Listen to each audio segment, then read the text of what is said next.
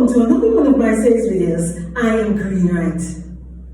Sales professionals, it's almost the end of the first quarter in 2025. How are you doing? Are you surviving? Are you struggling? If you're surviving and doing well, congratulations to you.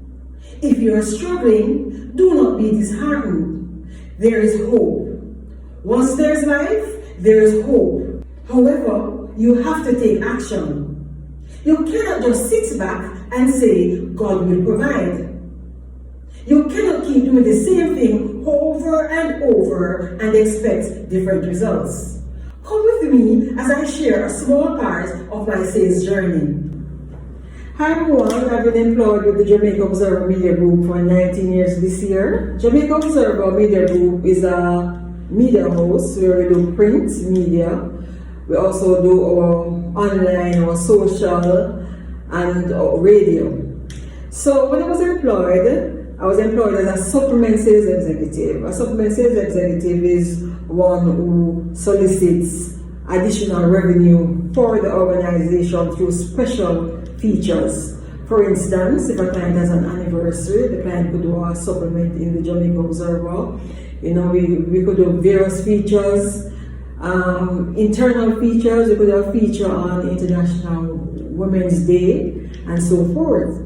So when I was first employed, I was assigned a client list, and the client list was not strong enough for me to earn and make my quota on a monthly basis. So I had to come up with creative ways, creative supplements, so that can add to my revenue. So one day, my manager at the time introduced what she called a road feature, whereby the team was tasked with going out on the road and solicit advertising support from companies. So I thought it was a great idea. I would get a chance to network, meet people, generate new businesses, generate additional revenue for the organization. So I jumped at the opportunity. So I did various road features stemming from Harry Park Road, Oak Road, Kansas Square Road. I even took on the entire New Kingston. I didn't just do a road in New Kingston, but I did the entire New Kingston. So for instance, this is a Harry Park Road feature, right? So this is an 8-page feature, and the publication that I have here is from 2011. So in order to get this feature in the paper, in the Jamaica Observer, I had to generate at least 4 pages of ads to get this 8-page. Alright, so I went on and I did not just one Harry Park Road feature, but I kept doing Harry Park Road over and over. Clients can repeat, you can get repeated businesses and new businesses. And they were quite successful. Other road features was also quite successful. This is a New Kingston feature that I did in 2010. And as usual, I did just one New Kingston feature. I did New Kingston features over and over. This is another one. Right? And this one here is from, as I said before, 2010. And it was actually 16 pages, and so I had to come up with 8 pages of ads for this.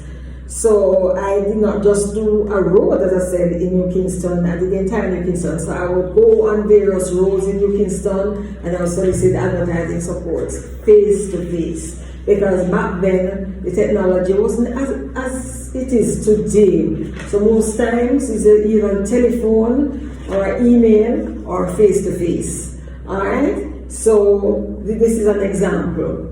So guys, I didn't just stop there with the features. I remember one day I was traveling to work, and I heard that Air Jamaica, our national airlines, coming to a close.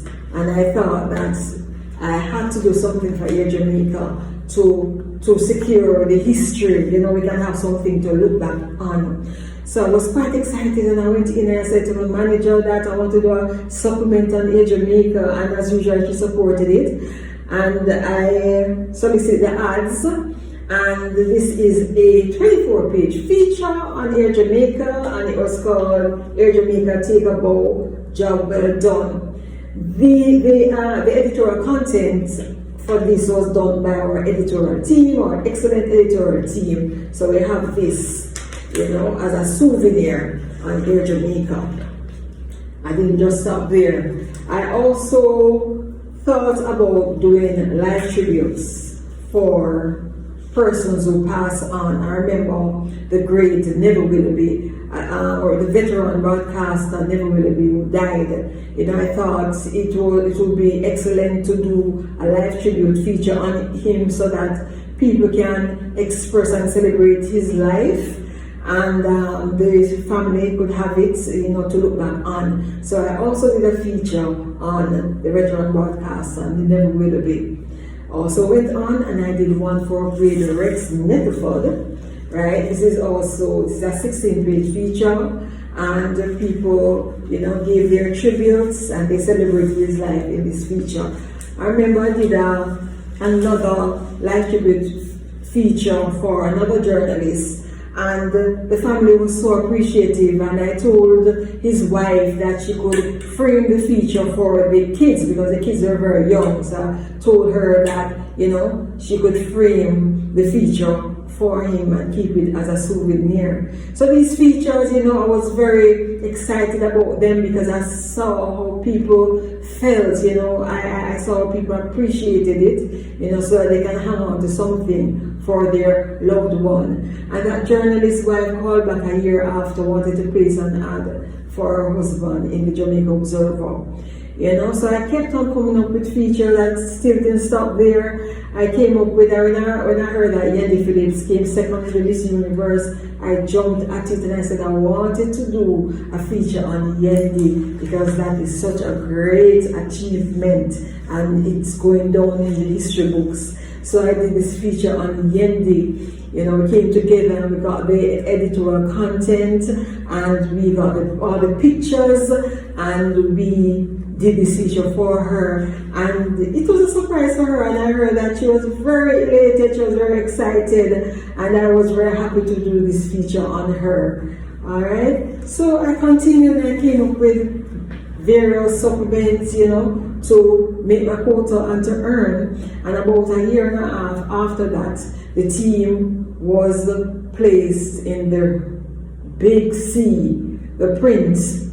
So we were placed, now moving from just supplement, we still had supplements to sell, but we also were able to sell the main paper. And for this part of it also, I didn't really have much experience because I'm used to selling supplement, which is targeted to a certain niche, but for the print, it was a paper that we had to sell the entire paper. So I remember when I started, and it was really challenging, and my supplement quota was doing quite well, but my print wasn't all that good. So I was there thinking, I said, what can I do that would make me generate more revenue for the print portion of my quota? So I thought about, because when we went over into print, we were assigned areas like Spanish Town, Portmore, and so forth. So I was given Portmore. So I started off selling Portmore as a supplement that was inserted in the paper. So that would go to my supplement quota. So I'm thinking about what can I do to increase the revenue on the print side. I decided that I would still do Portmore, but I would do Portmore differently. So with the newspaper, we have what we call a double chuck. So, for instance, if I try this place a double chuck in the Observer, the ad would stem from this side of the paper to that side. So most times it's in the center, right? So this from left to right, that would be called a double chuck. So I said, all right, I could do a double chuck or put more in, but I would do it in such a way that it goes towards my print side, not the supplement side. So I came up with this idea where I would do a double chuck for Portmore. So what I did, I generated the ads for Portmore, but I got a double chuck designed. So the ads will be placed, these are ads, so these are small ads, so this is like 2 column by 5 centimeter ads. So they will place around the pages, right? And then the most expensive ad in the double chop will be this ad right here in the center. And then the content will be placed around it.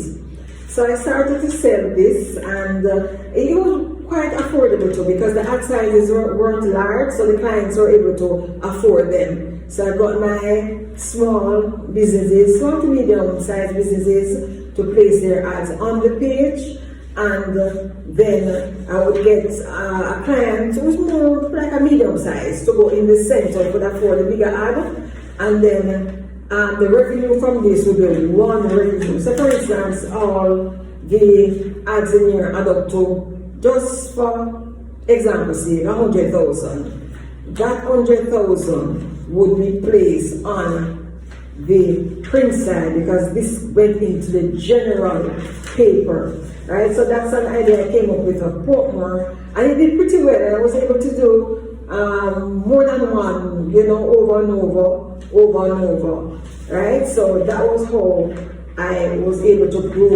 help to grow the print side of my hotel, right? So after about 3.5 years in the regular print along with the supplements, I was asked to take on online. So I became an online development executive. This year will make 14 years. And it has been great. It wasn't easy for me to accept moving from print to online, because print was really what I knew.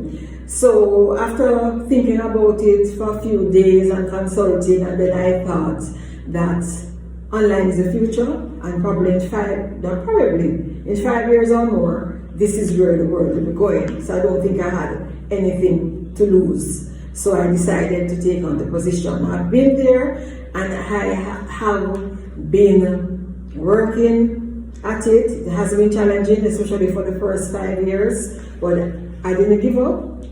Quite resilient, quite focused, and I kept the faith, and I not only did the job to get the experience, I also got my training. I got certified in digital marketing, so that I would have been better equipped for the job. So I'm there today, I'm enjoying it, and I'm doing well, So today I share my story to show that sales is not a walkover, and when you do sales, you have to be focused, and your thinking cap has to always be on. Because after a while, the clients get bored. You're coming with them with the same thing over and over. They get bored, and they may say that this is not benefiting them no more, and they may not want to do any more business with you. You have to keep getting new business over and over again. So I just share my story to let you know that where I am today is not where I started. I am very appreciative for the opportunity that I was given. And I just want sales people out there to know that sales is a noble profession. It is quite lucrative, and you can excel in sales and do pretty well. So I'll just remind sales professionals, there are just some things you have to remember. You have to sell. There's no two way about that. You have to collect the money. You have to follow up with clients. You have to prospect. You have to generate new business, right? You have to get yourself qualified. You have to get the necessary training that you need, all right? And you have to love your product, and you have to help to promote your product, all right? So as I close off today, I just want to say that just keep watering your garden. The flowers will eventually grow. The grass will eventually get green. You can succeed. Enjoy the rest of your day.